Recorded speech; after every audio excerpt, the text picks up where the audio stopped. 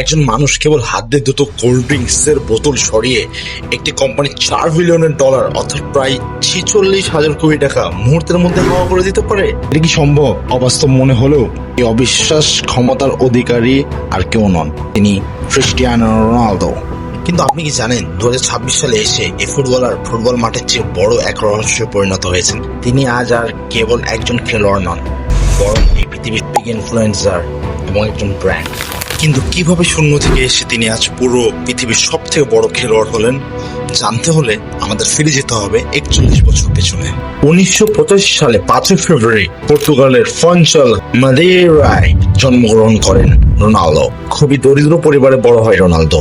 বাবা ছিলেন পেশায় মালি আর মা অন্যের বাড়িতে রান্নার কাজ করতেন। মুন আনতে পান্তা ফুরানো সেই সংসার ছোট্ট। রোনালদোকে অনেক রাত কাটাতে হয়েছে না খেয়ে, এমনকি ক্ষুধার জ্বালায় ম্যাকডোনাল্ডস এর দোকানের পেছনে দাঁড়িয়ে ফেলে দেওয়া বেঁচে যাওয়া বার্গার সে খেতেন তিনি। কিন্তু ভাগ্যের নিষ্ঠুর পরিহাস দেখুন, মাত্র 15 বছর বয়সে ডাক্তার জানান রোনালদোর হার্টে এক মারাত্মক রোগ ধরা পড়েছে, যার কারণে তার ফুটবল খেলার স্বপ্ন তো দূরের কথা, জীবন বাঁচানোটাই কঠিন হয়ে পড়েছিল। কিন্তু দমে যায়নি তিনি।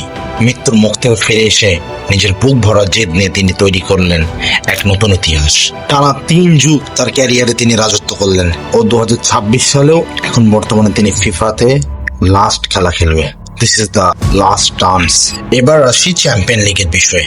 ফুটবলের ক্যারিয়ারে তিনি যা করেছেন তা কখনো কোনো সাধারণ মানুষের পক্ষে করা সম্ভব হয়নি। 5টি ব্যালন ডি'অর থেকে শুরু করে ফুটবলের ইতিহাসের অফিসিয়াল সবচেয়ে বেশি গোলের রেকর্ড সব তার পকেটে। অনেকে ভেবেছিলেন বয়স বাড়লে হয়তো তিনি হারিয়ে যাবেন, কিন্তু 2026 সালে দাঁড়িয়ে 41 বছর বয়সেও তিনি আল নাসার পর্তুগাল দলের হয়ে যেভাবে গোল করে যাচ্ছেন তা এক কথায় অবিশ্বাস্য। ফুটবল ইতিহাসের সর্বকালের সেরা god, greatest of all time তালিকায় মেসি, পেলে কিংবা ম্যারাডোনার সাথে তিনি একদম 1 নম্বর সিংহাসনে দাঁড়িয়ে আছেন।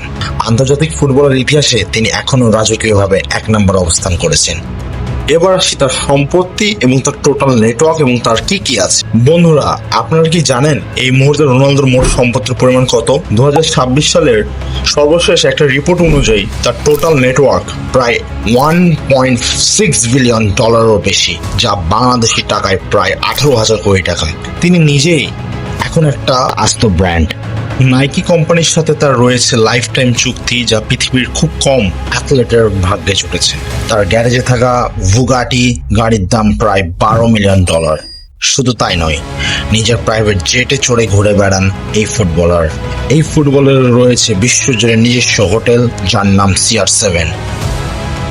আপনি একটা জিনিস খেয়াল করেছেন, কোটি কোটি তারকাদের শরীরে যেখানে ট্যাটু দেখা যায় সেখানে রোনালদোর শরীরে একদম পরিষ্কার, কারণ তিনি প্রতি বছর নিয়মিত রক্ত দেন এবং বোন ম্যারো দান করেন।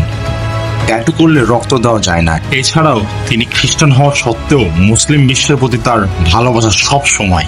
ফিলিস্তিনের যুদ্ধ বিধ্বস্ত শিশুদের জন্য তিনি কোটি টাকার ব্যালন ডি'অর গোপনে দান করে দিয়েছেন। তাছাড়াও সৌদি আরবে আসার পর থেকে ইসলামের সংস্কৃতি ও মুসলিম ফ্যানদের প্রতি তার সম্মান দেখে পুরো বিশ্বের কোটি কোটি মুসলিমের হৃদয়ে তিনি এক আলাদা জায়গা করে নিয়েছেন। এই খেলোয়াড়ের ইন্টারন্যাশনাল নিলাম বা অ্যাকশন মার্কেটে রোনালদোর অটোগ্রাফ দেওয়া একটি ম্যাচের জার্সির দাম কত হতে পারে জানেন? জানেন না তো? $5,000 থেকে $50,000 পর্যন্ত হয়ে থাকে। অর্থাৎ সেভ একটা জার্সির দাম বাংলাদেশি টাকায় আপনাকে প্রায় 6 থেকে 7 লাখ টাকা গুনতে হতে পারে। তো বন্ধুরা, এই হচ্ছে রোনালদোর সব থেকে জীবনের একটা হিস্ট্রি। শূন্য থেকে শুরু করে আজ পৃথিবীর সবচেয়ে বড় শক্তিশালী ইনফ্লুয়েন্সার হওয়া এই মানুষটি প্রমাণ করেছেন চেষ্টা আর জেদ থাকলে ভাগ্যকে বদলে দেওয়া যায়। ক্রিস্টিয়ানো রোনালদো কোন গল্পটি আপনার সবচেয়ে বেশি অবিশ্বাস লেগেছে কমেন্টে জানাবেন, এবং যারা চ্যানেল নতুন সাবস্ক্রাইব করবেন।